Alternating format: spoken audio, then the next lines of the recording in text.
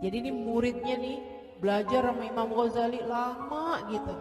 Tapi sesudah berapa tahun beliau kirim surat, ilmu mana sih yang manfaat dan nasihat apa yang selayaknya kau berikan kepada saya.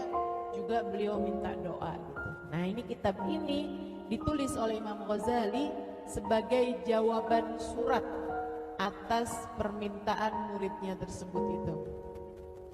Emang baik-baik ya para ulama-ulama kita nih. Imam Ghazali disuratin nama muridnya aja jawabannya lebih panjang daripada suratnya muridnya gitu kan, sampai dibikinin buku nih, dibikinin kitab, luar biasa. Masya Allah, begitu dermawannya para ulama-ulama kita. Baiklah, kita mulai masuk kepada jawabannya Imam Al-Ghazali dalam kitab Ayyuhal Walad ini. Bismillahirrahmanirrahim.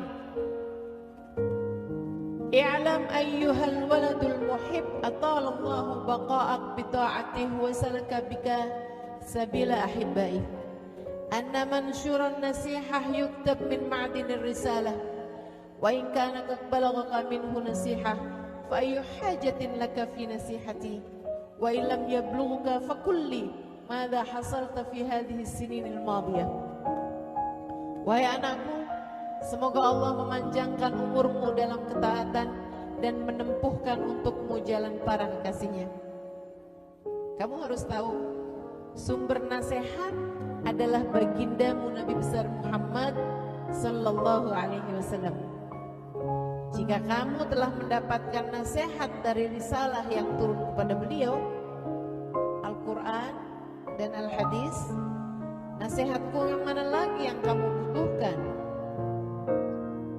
Dan jika kamu memang belum memperoleh nasihat tersebut, silakan jawab pertanyaanku, apa saja yang kamu sudah lakukan di masa panjang belajarmu itu? Ini lucu nih ya jawabannya Imam Ghazali nih ya. Jadi muridnya minta dinasehatin. Kata Imam Ghazali, lah sumbernya nasihat itu kan Nabi Muhammad. Sumber nasihat itu Nabi Muhammad, yaitu Al-Quran yang Allah turunkan lewat Nabi Muhammad alaihissalam, atau hadis-hadisnya Nabi Muhammad. Itu adalah sumber nasihat. Katanya Imam Ghazali, kamu sekarang minta nasihat sama saya. Sekarang gini dah, sumbernya nasihat itu kan Nabi Muhammad. Udah dapat belum kamu nasihat dari Nabi Muhammad, hadisnya ataupun ayat-ayat Al-Quran kamu paham? Udah. Kalau kamu udah, ngapain minta nasihat sama saya? Kalau kamu bilang belum, saya belum dapat nasihat dari Nabi Muhammad lewat hadis, lewat Al-Quran, lah kamu ngapain aja belajar selama ini? Bukannya kamu belajar selama ini, belajar hadisnya Nabi, belajar Al-Quran. Luar biasa ya Imam Ghazali ini ya, mengajak berpikir murid-muridnya. Ini ibu-ibu paham apa enggak nih yang di belakang? Paham ya? Jadi kayak ada orang minta nasihat sama saya. Orangnya udah belajar nih, belajar sama saya misalnya saya punya pondok pesantren. Ada orang udah ngaji, belajar sama saya 10 tahun misalnya. Terus satu waktu datang minta nasihat. Alah, tunggu dulu nih. Kamu minta nasihat sama saya. Sumbernya nasihat tuh Nabi Muhammad dalam Al-Quran dan Al-Hadis. Udah dapat belum kamu? Kalau dia bilang, sudah guru, ya udah kalau gitu ngapain perlu nasihat sama saya? Udah dapat kan banyak dari Nabi Muhammad alaihissalam. Kalau dia bilang, belum guru, lah kamu selama ini ngapain aja? Serba salah nih Imam Ghazali ini. Tapi beliau kemudian ngasih pokok-pokoknya nasihat. Kata beliau, ayyuhal walad, min jumlati ma nasah bihi Rasulullah sallallahu alaihi wasallam ummatah, qauluhu alaihi salam, alamat i'radillahi ta'ala anil 'abd, ishtighaluhu bima la ya'ni. Ini serem bener nih. Ishtighaluhu bima la ya'ni. Wahai anakku, salah satu nasihat Nabi Muhammad sallallahu alaihi wasallam kepada kita umatnya, salah satu dari yang terpenting yang dinasihati oleh Nabi Muhammad SAW kepada kita umatnya adalah ucapan beliau, alamatu i'radillahi ta'ala 'anil 'abd ishtighaluhu bima la ya'ni. Tanda Allah berpaling dari seorang hamba adalah tersibukkannya hamba tersebut dengan hal yang tidak bermanfaat baginya. Hadis rawahu Daraqutni.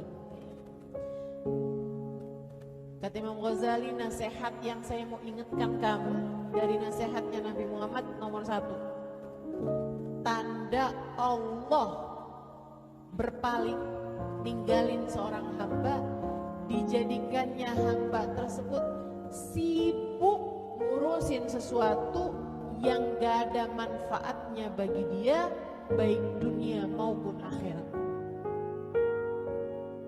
Coba liatin, kamu kalau mau tahu, saya ini sudah jadi hamba yang diterima sama Allah, ada dalam kehadirat Allah, dipandang dengan cinta Allah, ataukah jadi seorang hamba yang gak dipeduliin sama Allah, yang Allah berpaling darinya, yang Allah usir dari kehadiratnya? Kelompok yang manakah saya? Kata Imam Ghazali, gampang kok. Kamu mau tahu itu? Gampang banget. Allah tuh kalau berpaling dari seorang hamba, Allah akan jadikan hamba tersebut sibuk sama urusan-urusan yang gak dia bawa mati.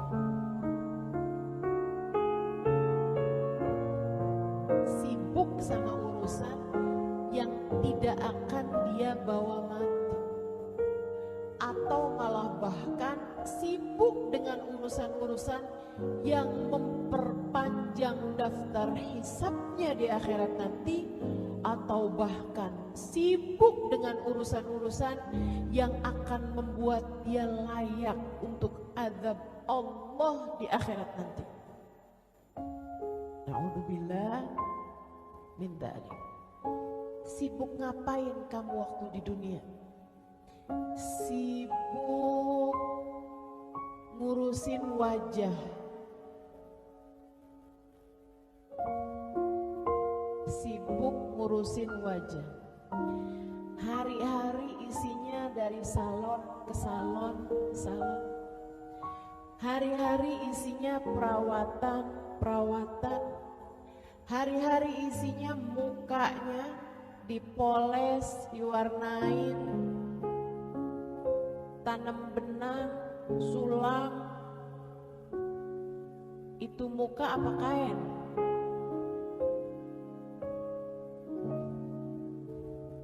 Sibuk urusan muka, teman-teman saudaraku sekalian, sampai isi kepalanya nih urusannya itu terus yang dipikirin.